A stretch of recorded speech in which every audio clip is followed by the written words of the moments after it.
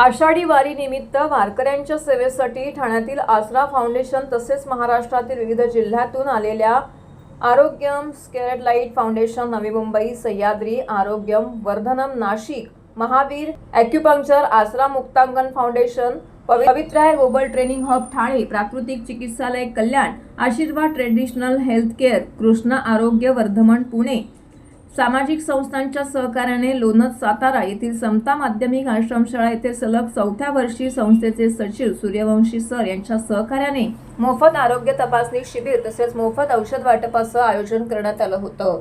या सेवाभावी उपक्रमामध्ये 21 निसर्गोपचार थेरपिस्ट, डॉक्टर्स आणि 40हून अधिक वैद्यकीय शिक्षण घेणाऱ्या विद्यार्थ्यांनी आपला सहभाग नोंदवत वारकऱ्यांच्या आरोग्याची काळजी घेतली।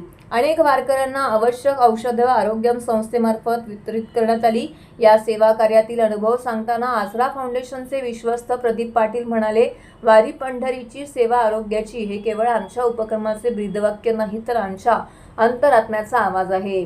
वारीमध्ये चालत जाणाऱ्या माऊलींच्या पायाला पडलेले फोड, त्यांच्या शरीराला झालेल्या इजा जेव्हा आमचे डॉक्टर आणि थेरपिस्ट आपल्या स्पर्शाने आणि उपचाराने दूर करतात, तेव्हा या वारकऱ्यांच्या डोळ्यात दिसणारे समाधान म्हणजे आम्हा सर्वांसाठी प्रत्यक्ष विठ्ठलाचं दर्शन आहे।